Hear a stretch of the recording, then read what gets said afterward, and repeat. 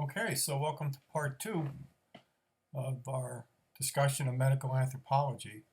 Now, one of the things we could take away from the first part here is that medical anthropology studies disease and illness. We talked about that disease and illness dichotomy, the objective characteristics of a sickness or a health condition versus the cultural meaning, right, that condition has to the people in that culture, right? So the etic, the disease is of the etic, and illness is of the emic, and shows how both disease and illness have to be understood in cultural context. All right.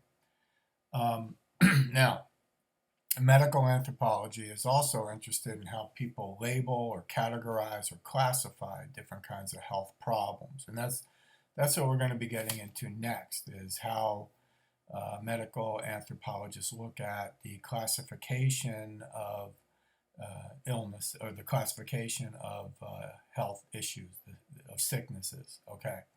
Um, Now, a simple way of classifying a disease, for example, would be to look at the cause, right? What causes it?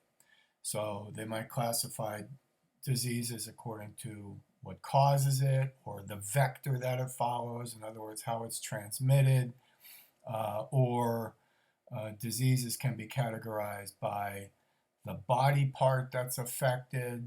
For example, even in our society, we talk about heart disease, right? Or sometimes we're going to classify uh, sickness by symptom, okay? Or any combination of all those things. Now, in Western biomedicine and that Western biomedical model, panels of experts, get together and they agree about how to label and to classify health problems, right? And they're going to do that according to scientific criteria. That's within that. That's within the Western biomedical model.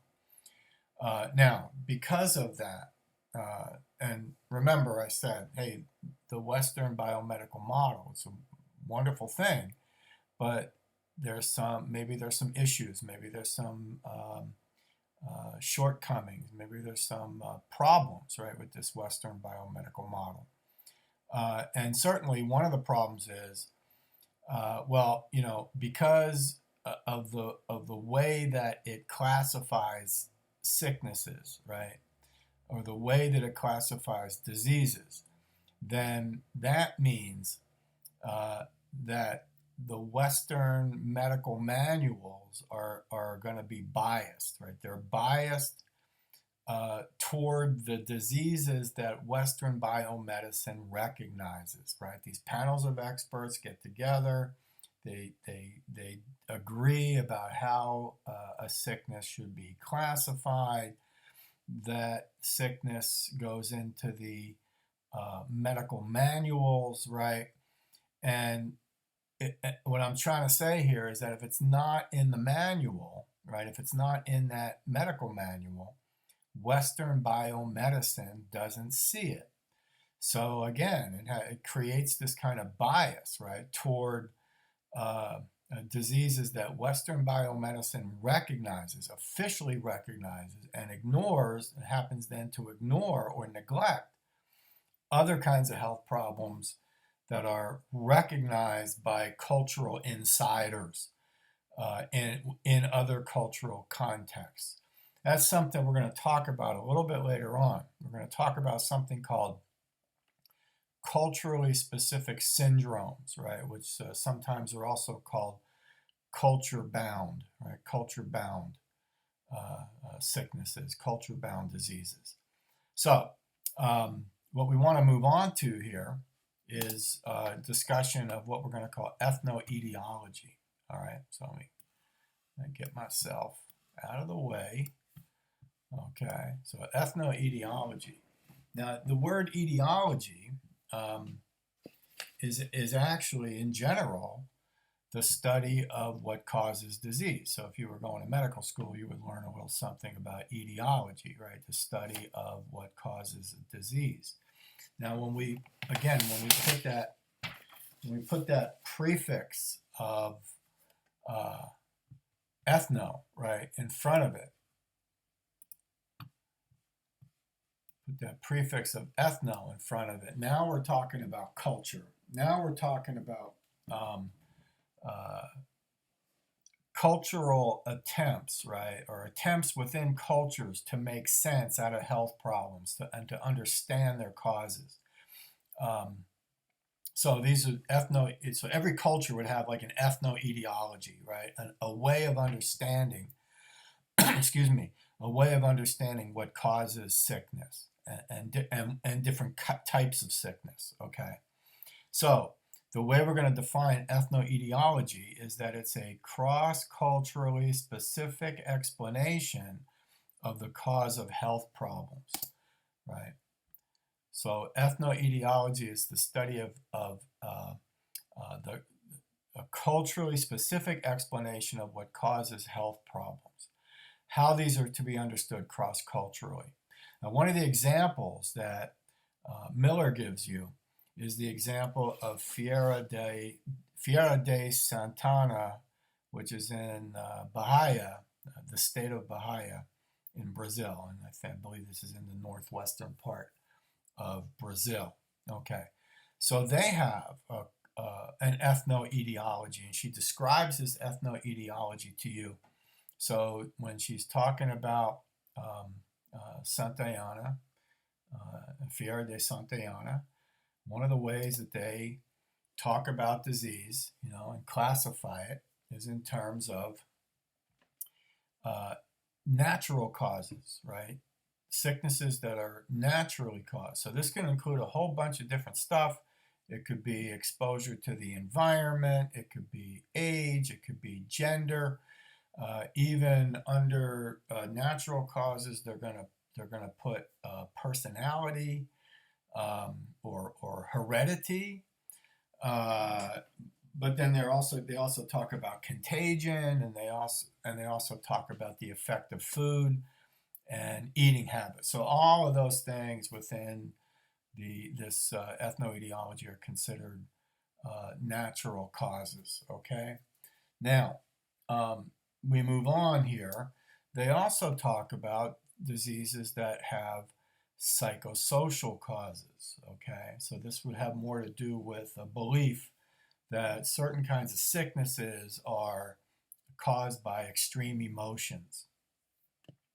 Okay, now, like, it's not unusual, right? We kind of talk like that too, right? We have an understanding that stress or anxiety, right, can lead to actual physical symptoms, okay? Now, the third category of cause that they recognize in their ethno-etiology is supernatural. In other words, the idea that spirits cause disease and that people can have spells cast on them and that can make them sick. So one of the examples that Miller gives you is the example of the evil eye, right? You can put a curse on somebody by looking at them, in a certain way, okay? And that this could happen intentionally, or it could also happen unintentionally. So I wanted to just read this one little thing here from Miller, where she says, in the supernatural domain, spirits and magic can cause health problems. The African Brazilian religions of the Bahia region encompass many spirits who can inflict illness. They include spirits of the unhappy dead and devil-like spirits. Some spirits cause specific illnesses, others bring general misfortune. In addition, people with the evil eye cast spells on people and cause much illness. Okay, now My Aunt Minnie, there's an Italian version of this. My Aunt Minnie believed that. My Aunt Minnie believed in the evil eye, right? The Malocchia, right? The evil eye. Curse, spell casting, okay? Now, the next one here, and this is an important one, is that, well, you got to look here. This is the ethno-etiology, right, of the poor people of Fiera de Santa Ana. And one of the things they recognize is sickness and health problems that are caused by lack of economic resources. So lack of sanitation, lack of health services. One of the things they say in Fiera de Santa Ana is there are many illnesses because there are many poor. All right? So that's just one example of an ethno-etiology. Now, the people of Bahia, to continue this example from Miller, the people of Bahia also recognize different levels of causality of sickness, right? Various levels of causality. And here they are. Okay, so the first one would be the underlying cause, something that she's going to call the underlying cause, okay? The intermediate cause, and the immediate cause, all right? So here's an example, okay? So again, this is from the point of view of the people of Bahia, right? The people of Fiera de Santa Ana.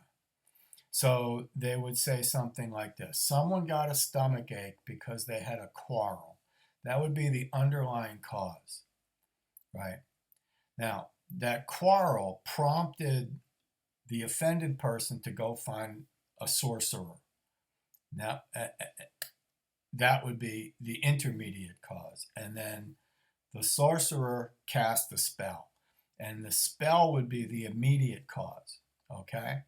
So we have this idea of underlying cause, intermediate cause, and immediate cause. And that's not far, right? The idea of these levels of causation of disease, right? Underlying, intermediate, and immediate. That's not far off from how medical anthropologists, and actually how others, also view the same understanding, right, when they talk about something called structural suffering. So we gotta say a little something about structural suffering. What do we mean?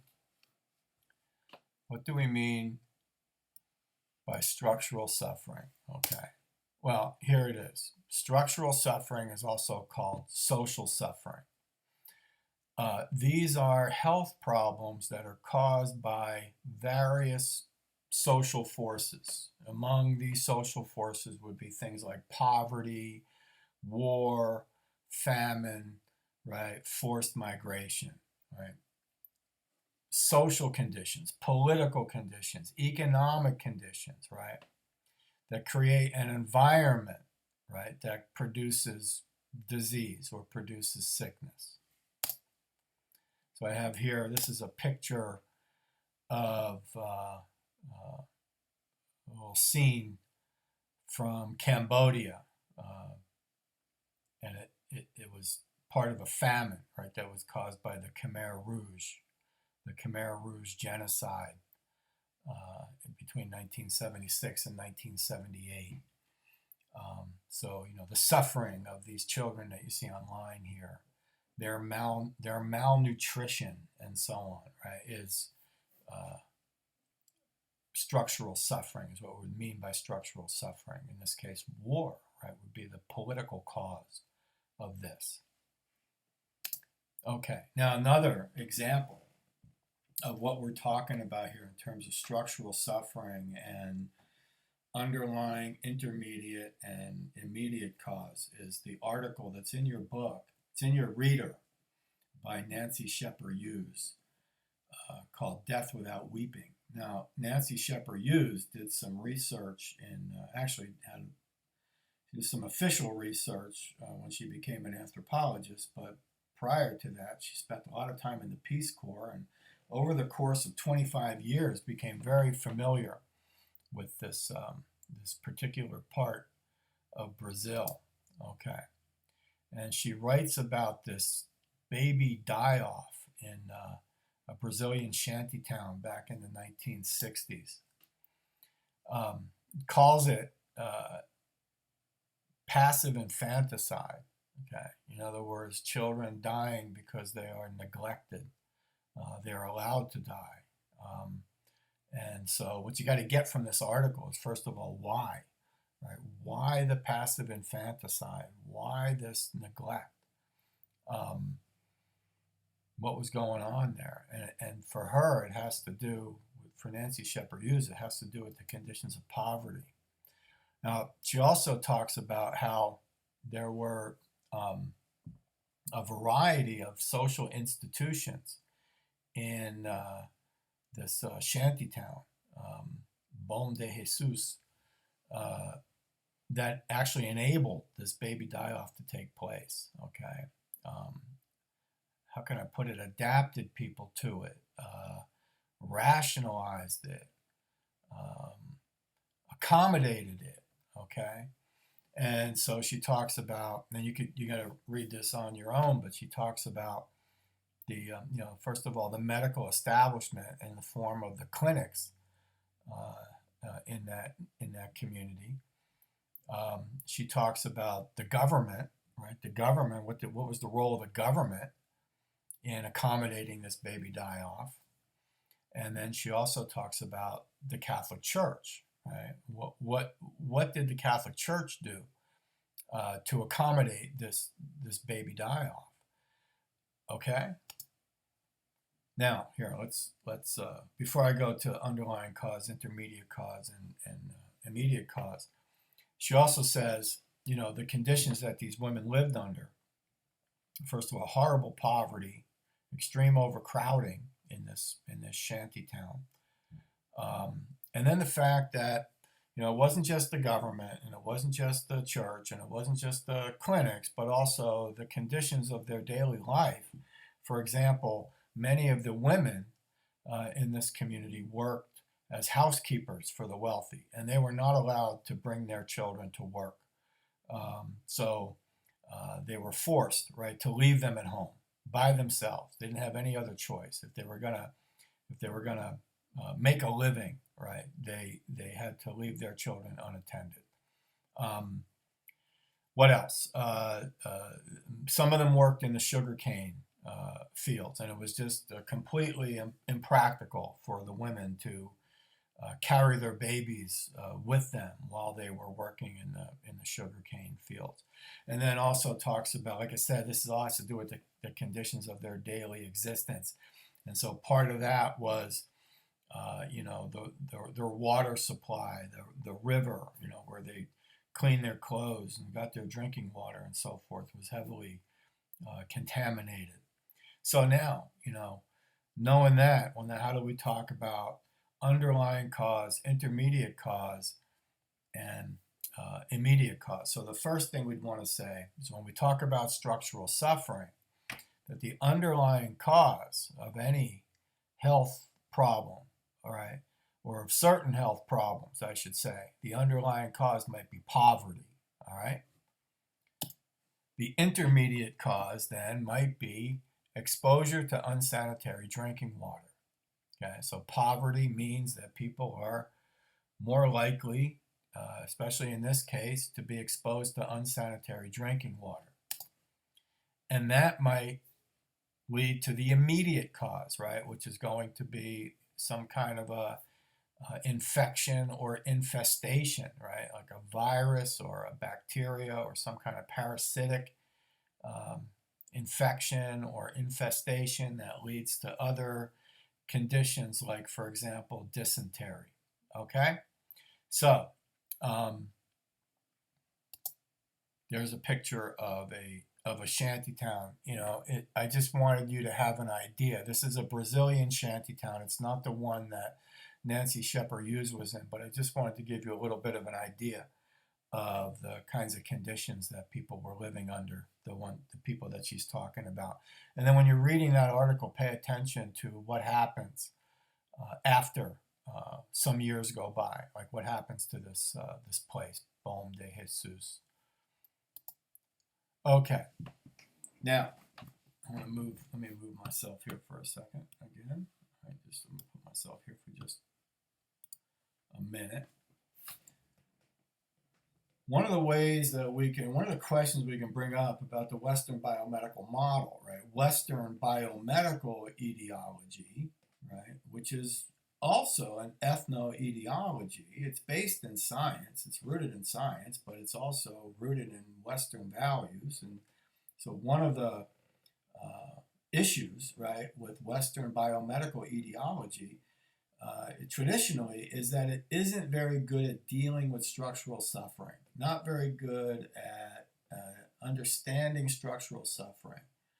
I have a picture here of a little boy on a garbage pile, scrounging for food, right, foraging for food.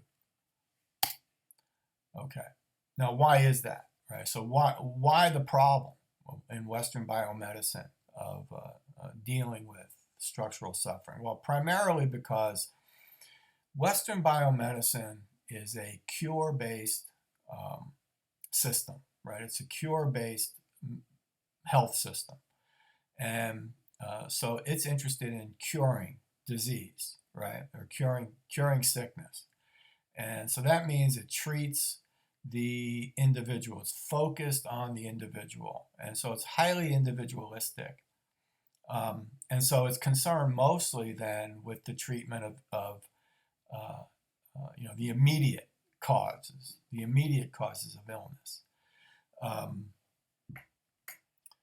the actual symptoms and the actual condition, without looking necessarily at the context, right, in which that person lives. Okay. So it tends to ignore structural and social. I gotta move myself again. Social causal factors of illness, like the underlying causes. It tends to ignore those underlying causes.